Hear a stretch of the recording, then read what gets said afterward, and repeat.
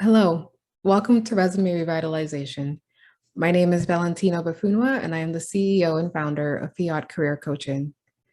For most people, putting together a resume is their least favorite thing to do, which is understandable. Knowing what words to use, what will be picked up by the ATS system, knowing how to present yourself in a way that's confident, yet humble, yet concrete, it's a lot, which is why I'm here. In this course, you'll learn about the purpose of a resume. I know we're going to go back to the basics, and also how to structure your resume in the most effective way. I'm going to break down the process to really just demystify this whole thing so that you feel confident to take what you're going to learn in this class to apply to your resume and make changes. So let's begin. Welcome to Resume Revitalization. In today's session, we'll talk about how to write a winning resume. And a resume is just truly an opportunity for you to showcase your skills and your talents. And in this session, you'll learn about the key sections of a resume, and you'll also get advice from HR professionals. As we go through this course, I just encourage you to find a quiet place, to close all extra browsers and put your phone on silent, really for the sake of just eliminating distractions. And definitely grab a notebook and a pen. Let's begin with a prayer. In the name of the Father, and the Son, and the Holy Spirit. Please join me. Lord my God, when your love spilled over into creation, you thought of me. I am from love, of love, and for love. Let my heart, O God, always recognize, cherish, and enjoy your goodness in all of creation. Direct all that is me toward your praise. Teach me reverence for every person, all things. Energize me in your service. Lord God, may nothing ever distract me from your love, neither health nor sickness, wealth nor poverty, honor nor dishonor, long life nor short life. May I never seek nor choose to be other than you intend or wish. Amen. In the Father, Son, and Holy Spirit. Amen. Putting together a resume is hard, but have you ever thought about it from the recruiter's point of view? When they post for a specific position, they often get hundreds of resumes back, and they have to review them as quickly as possible. So let's put ourselves in the feet of a recruiter for a minute. I'm going to show you 3 different resumes, and after each one, I'll give you a few minutes to review it and see if you can spot the mistakes, and then we'll talk about it. Let's begin with the very first one. Bella Ray. I want you to take a look at her resume and see if you can spot some of the things that she does well and some of the areas that you believe can be improved.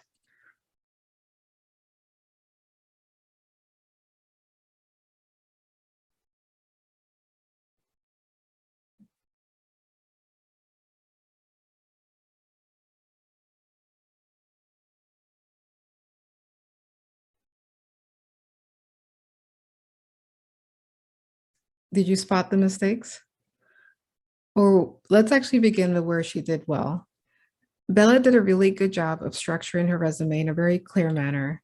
She did include her contact information, her LinkedIn profile, as well as her experience and education, and some key skills that may be critical to the role that she's applying for. Some areas, though, where she could have improved are in the objective. She stated that she's looking for a copy editing position at a large publishing firm. I would recommend not including an objective on your resume.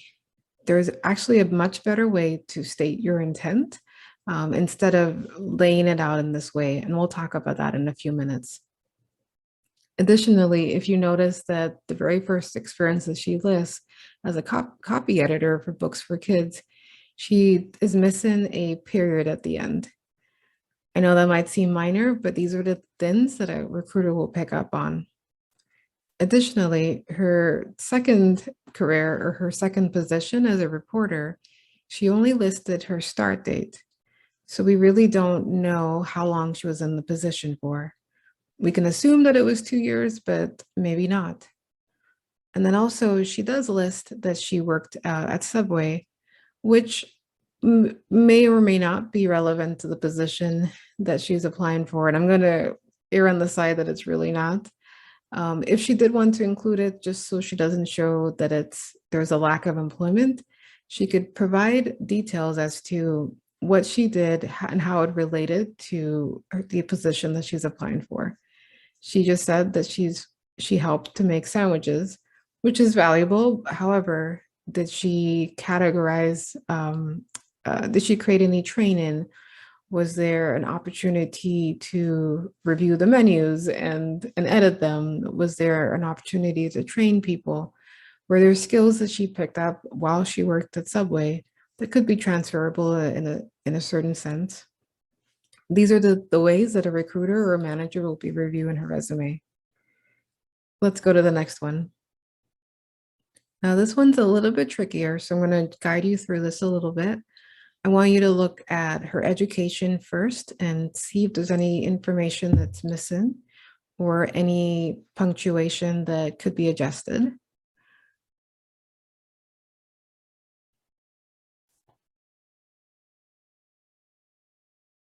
Once you've looked at that, I want you then to look at her experience. Is the detail that's provided something that will help the hiring manager understand what she did and what she's capable of? And also, how did she display her last position?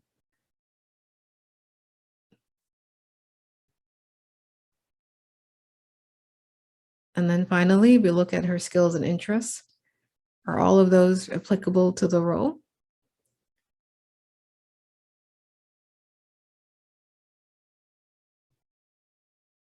Okay, so I'm pointing out a couple things here that you probably noticed as you were taking a look. At the very offset, she failed to list what her actual undergraduate degree was. We know it's a bachelor's of arts, but was it in history? Was it in political science? What was it? Additionally, would have been good if she had capitalized metropolis, or and spell that correctly, capitalized N in New York. Also, with her achievements that she listed in her experience, yes, she listed what she did, but it didn't provide enough detail for the hiring manager to know, okay, what exactly did she do and can she do the same thing in this new position? And then also with her second position as the associate attorney, it kind of looks like she copied and pasted her prior job description and just put it in her resume. And you can tell because of even the tense that's used, where it's review, draft, and negotiate complex commercial agreements. Review, draft, support the continuous improvement. It's not in the past tense, and it literally is just listing the job responsibilities, but it doesn't go into what she accomplished while she did that and the impact that she had. And then lastly, with her interests, she listed that she likes to travel, she's fluent in French. If that was applicable to the role, if it was a role that she's applying for that does require some travel, it does require interacting with people from a different country, a French-speaking country, then absolutely important to include. But in this case, it's something that she could have removed.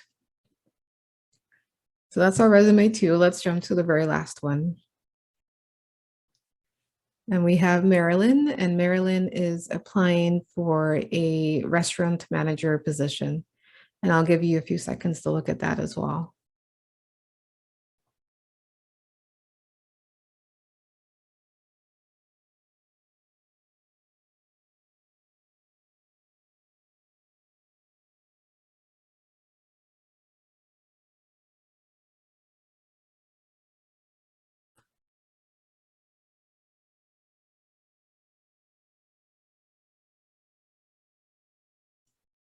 I know it's probably a lot of pressure as I'm looking at you as you're doing this, but don't mind me.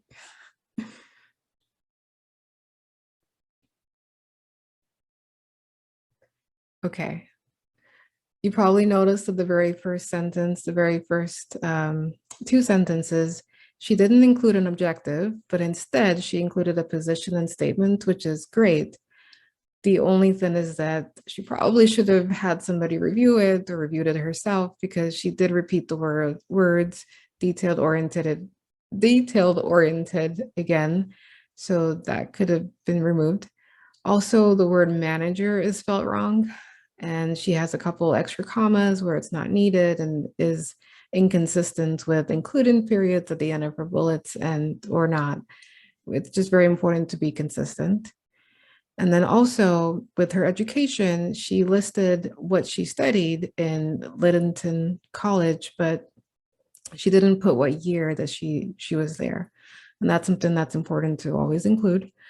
And then within her skills and abilities, it's really good that she listed accounting and budgeting and being able to work with a POS system. That's fantastic. What was lacking is where she put experienced in most restaurant positions. It would have been really good if she listed the types of positions so that whoever's reading her resume isn't trying to guess or infer what those positions might have been. I hope this exercise was helpful. Now I'm going to have you take a little quiz because I want to know, how long do you think recruiters spend looking at a resume?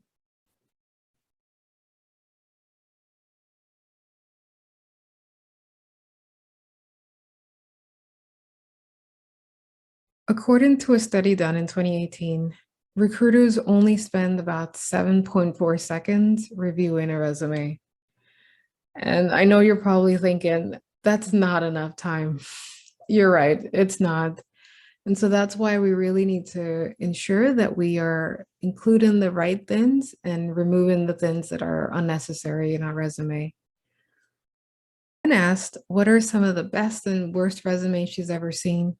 One HR manager says, a great resume will flow nicely and is easy to read. If I read it all just by glancing it over, then it's a winner.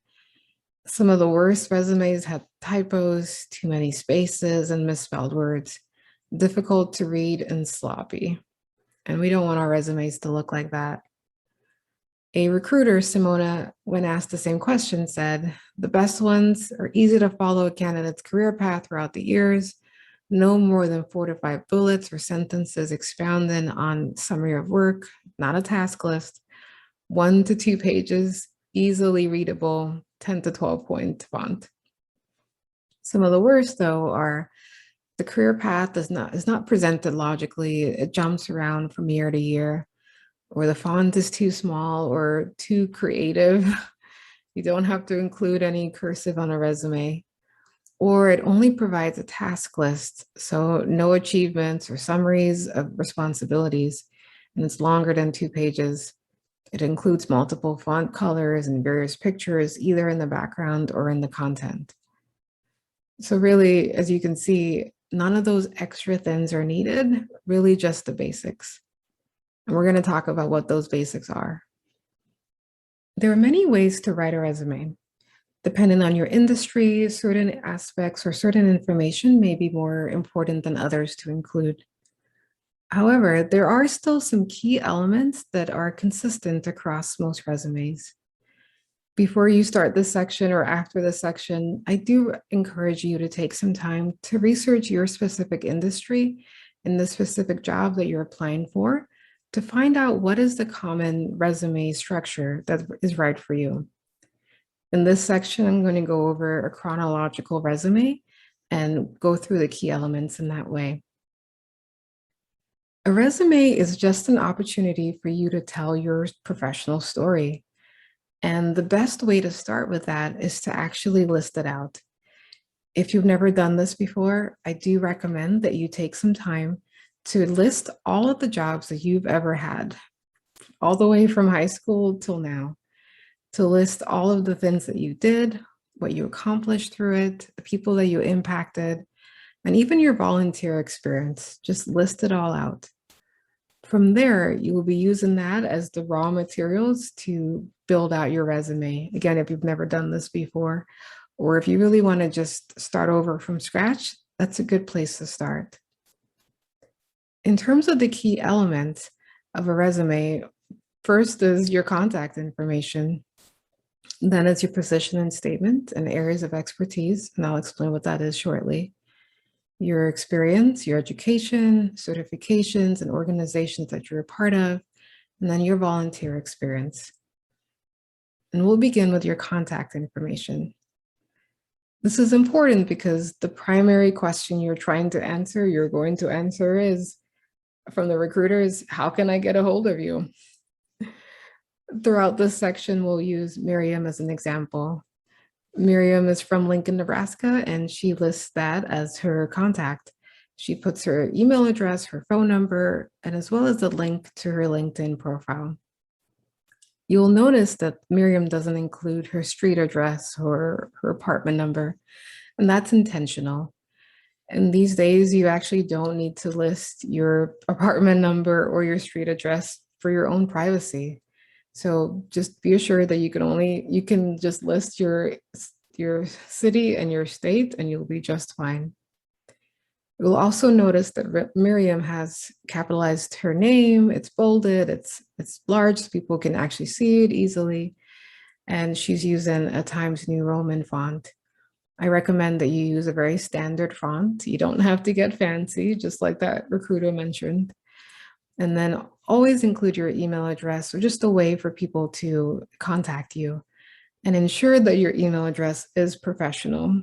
It's something standard like your first letter of your first name and your last name at gmail.com or hotmail.com. Just something that is very professional. LinkedIn is optional, but highly recommended. It's just another way for you to showcase who you are to recruiters out there and for them to find you.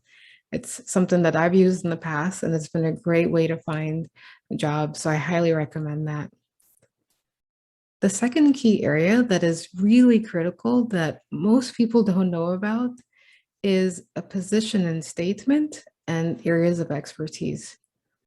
And with this statement, you are really answering the question of who are you and what can you do for our company? And I'll show you an example. This is an example of someone who is a marketing professional, and this is her position and statement. She mentions that she is bilingual English and Spanish, and it's hopefully relevant and something good to know in terms of the position she's applying for. She has 8 years of experience developing email marketing campaigns for healthcare organizations. She's a creative problem solver with a passion for helping organizations tell their brand story. And then she goes on to list her areas of expertise, the specific areas that she's really good at that also should apply to the job that she's applying for. So this is what a position and statement looks like. The purpose really is just to share who you are, what you're known for, and your hard and soft skills. If you are a career changer, so let's say you were in education and you want to transition into marketing, then instead of saying, I'm an educator with X amount of years of experience, you can say, I'm a professional, and then begin to list your transferable skills relevant to the position. And you want to just focus on the relevant work experience and how you can add that expertise, that level of of knowledge to this new organization. And I do recommend that you create a resume or you revise your resume for every position that you apply for. I know it's a lot of work, but I promise you it's going to pay off in the long run, and I'll tell you why in a minute. But for example, those key areas of expertise that Miriam included, the next job that she applies for, if they are looking for something else that she is also very good at, then she should include those keywords instead of these ones. And again, just as a recap, in your position and statement, you include your professional title, years of experience, your strengths, and your most impressive accomplishments. Think of it as your billboard where you say, this is who I am, and this is the value that I will bring to your organization. And then you include technical skills if it's relevant. So now I want you to take some time to write or revise your own position and statement and your areas of expertise. And remember, a position and statement answers the following question. Who are you and what can you do for our company? I'll give you a few minutes to do so. In the experience section, your goal is to answer this question, which is, what did you do and how is the company a better place because you work there? In this section is where you get to essentially just share your accomplishments and why you are the best candidate for this job. Here is an example of what Miriam's experience section looks like. She does a really good job of laying out not only what she does, but what she's accomplished. She lists that she's a marketing specialist at Next Level Marketing. She states where she works and when she started, and she lets us know that she's currently working there. She then includes something called a scoping statement, which essentially is a high-level summary of what she does for the company and what her impact is. And then what she does even better is that she does list what her job duties are, but she gives it to us in a way that's very concrete. For example, we see that she manages a budget of $150,000 for a 300-bed regional hospital. And when she did that, it was for a specific campaign that led to 10,000 new social media followers and filled bookings in 5 days.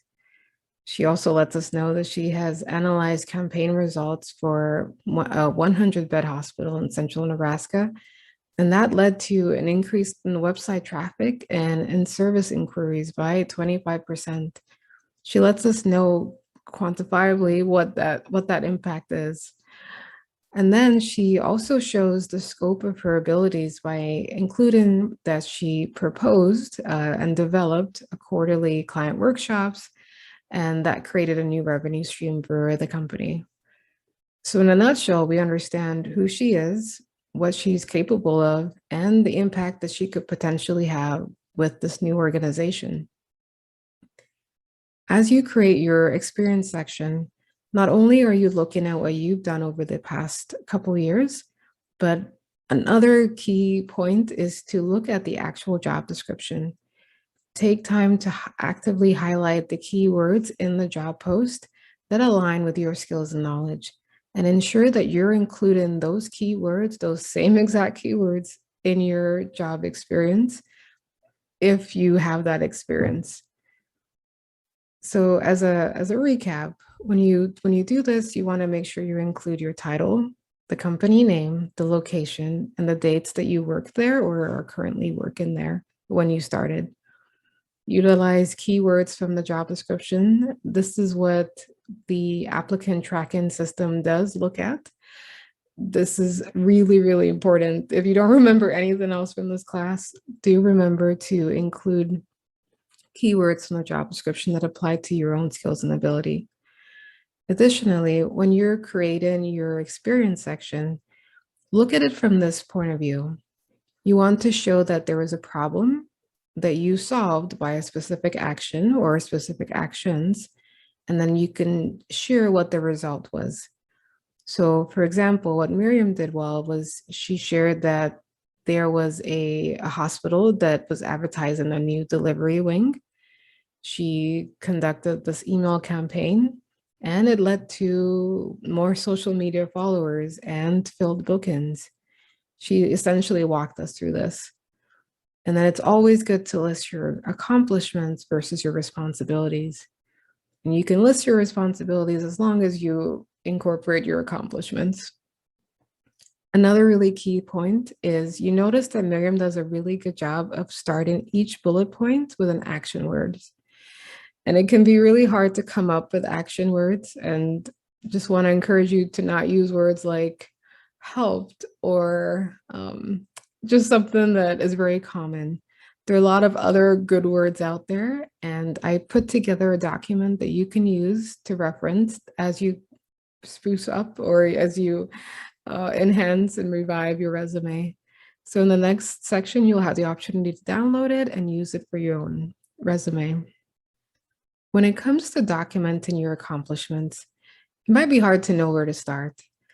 Some suggestions that I have for you are to look at some of your past resumes. If you've modified them over the years, you can look back to see some of the things you've done. If you feel comfortable doing this, you could speak to your past coworkers or bosses and mentors and ask them what was the one thing or the two things that you did that they were most impressed by. You could also read your old performance reviews to see if there are certain things that your manager mentioned there that you can pull into your current resume. You could also read your old job descriptions to just jog your memory of things that you've done, because it could be hard to remember all of those things in all of those positions. Some other key questions to ask yourself are, did I ever lead a team? Did I train anyone? Did I develop a new idea, save money, save the company money? Did I improve any processes? Did I win any awards? Did I exceed goals or objectives in any way? Those are certainly things you should include in your experience section for each position. And some pro tips as we are in the time of pandemic.